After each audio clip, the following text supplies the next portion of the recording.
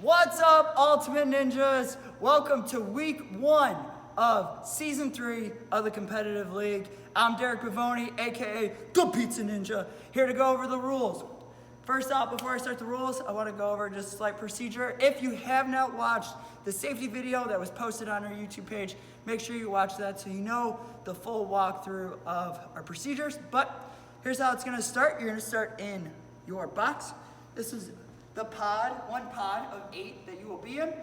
You'll start here. When you are on deck, the coaches will tell you to transition over to here, and you can warm up here before you run on the Ultifit rig. Once the runner before you has completed their course run, you will then step over to here on the start line. Okay? This course will be 3-minute time limit. You are allowed to use liquid chalk only. We will not be providing chalk. You need to bring it yourself. All right, you are allowed one person to follow you through on the course to film if you wish, but that is it. There will be nobody following you with chalk as we are not providing a chalk bucket, so make sure you use chalk, liquid chalk before you run, but that'll probably be your only chance because you're not gonna wanna waste time on this course. It's a tough one. So, with that said, let's jump right into it. You're gonna start here on this green box. Now, if you haven't done the competitive league before, it is points based, meaning if you fall, that's okay, you keep going, you accrue points as you work through the obstacles, and your run is not over until you finish the course or your time runs out. You will start on this box for your first obstacle, the U-turn steps. You will transition through these steps. On the outside of these steps, you are not allowed to use the insides of these steps at all. Not allowed to use the inside of the steps. You will transition through on the outside using your hands and feet, no feet on top, hands only on top, feet all the way through to this box, to this box, to this box, to this one, and dismount onto the trampoline. The trampoline is your starting platform for your next obstacle, so you are not allowed to step off or you will lose your dismount point. Here's how it goes. You get 1 point for touching step number 2. 2 points for touching step number 3. And then you'll get your 3rd point when you dismount onto the trampoline.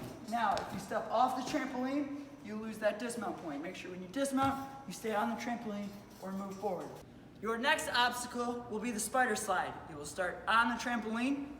You will jump into the spider using your hands and feet, no touching this gray mat. You will work your way up to that bar up there, the white bar, the white tape bar. You will use that bar to slide your way down the pole and dismount past this box.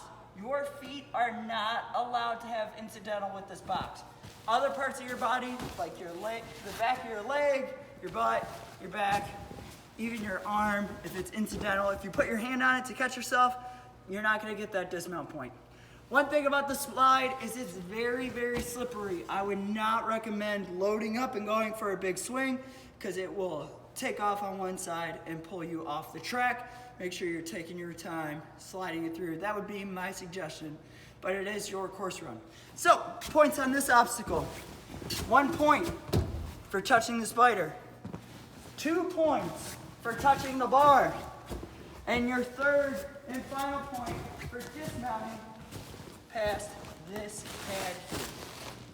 Moving on to your next obstacle, crazy pipes. Your starting platform will be this red box. You will transition to the black pipes. You are not allowed to touch the green, or touch the blue or green. Even incidental contact is not allowed. You are only allowed to use the black part of the pipes, all right, to work your way through and dismount onto this green box here. This is a 2-point obstacle. You get your 1st point for touching the 2nd pipe, and you get your 2nd point for dismounting onto the green. Your next obstacle is called Pick Your Poison. If you made it to finals last season, You'll remember this one as it was one of the final obstacles. You'll have the ring on these pipes here. You will be allowed to use the Iron Maiden pipes or the double steps. I would recommend use the Iron Maiden pipes. Just my recommendation though, it's your course run. You can face either backwards or face forwards. You will use one hand on this side and one hand on the ring and work your way through, dismounting onto the blue here. You are not allowed to touch the gray. Even incidental contact, you will lose your dismount point. You get 1 point for the ring touching this pipe here. You get 2 points for the ring touching that pipe to the left of the blue one at the top. You get 3 points for the ring touching this one here. And you get your 4th and final point when you dismount onto the blue. Moving on to the next obstacle. This is called sliding to a helping hand. You will start here on this cone. You will start here. Now, that ring at the end there is magnetized to this black pipe here. All right? It is not super magnetized. It is barely on there, and it will be on there when you touch this cone. But as you watch the ring, if I move this cone too much, that ring will fall. If that happens, that's on you to make that save. All right? So I would not recommend shifting this cone that much. You're going to use this cone to slide down the track to the magnetized ring that will still be up there because you won't move too much. You will swing. Now, another thing about this ring is it's really low to the ground. As you can see, it's almost at my shoulder. You're gonna have to keep your feet up on this one. Get to the trapeze bar. Use the trapeze bar. Build your swing to the UFO.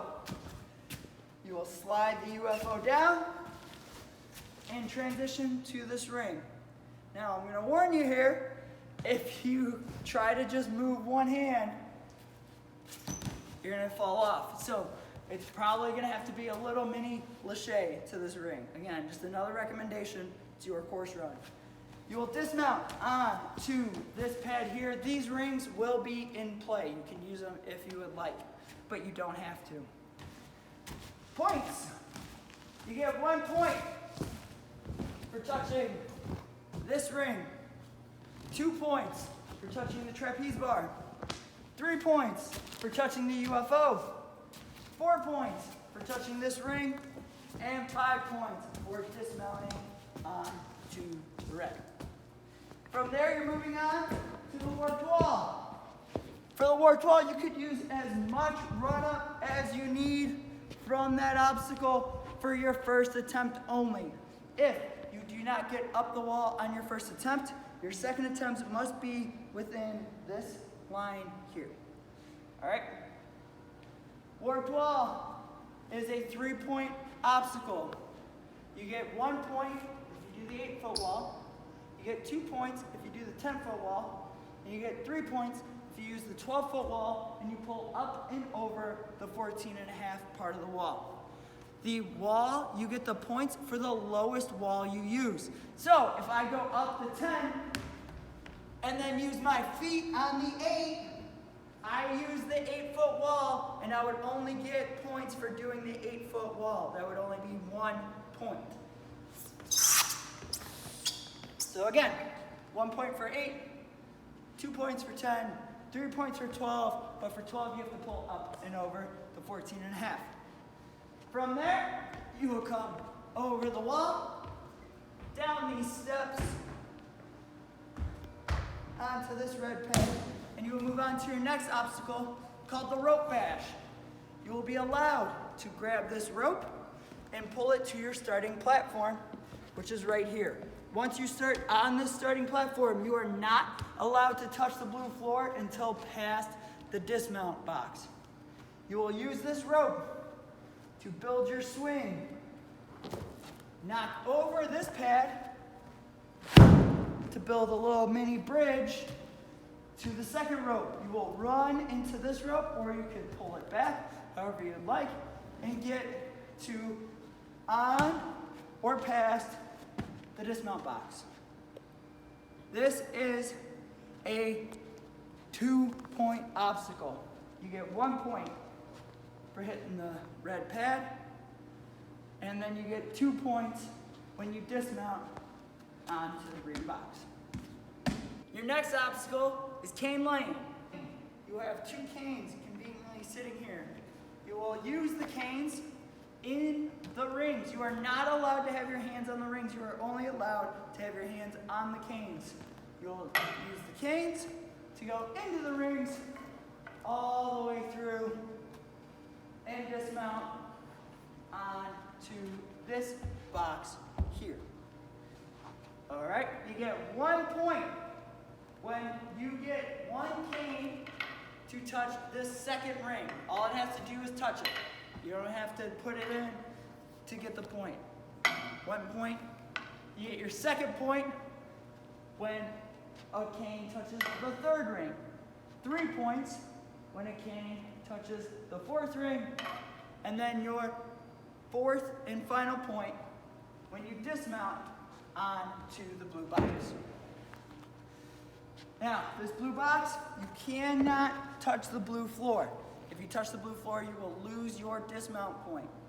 From here, you will go directly into your final obstacle of today's course. It's called up and over. You're going up and over this box, and then you're only using the red pads here. You cannot touch the blue floor, and going under this blue pad here. If you knock this blue pad off of the box, you do not get that point. You go under to the other side, up and over this box, and then over to the buzzer. All right, you get 1 point when you get up and over this box, and then you get your second point when you hit the buzzer, if you hit the buzzer before your time expires. Again, your time limit is 3 minutes on today's course. All right, guys, coming up next is your full course run. Get out there and crush it. All right, ninjas, here's your full course run. Pay attention.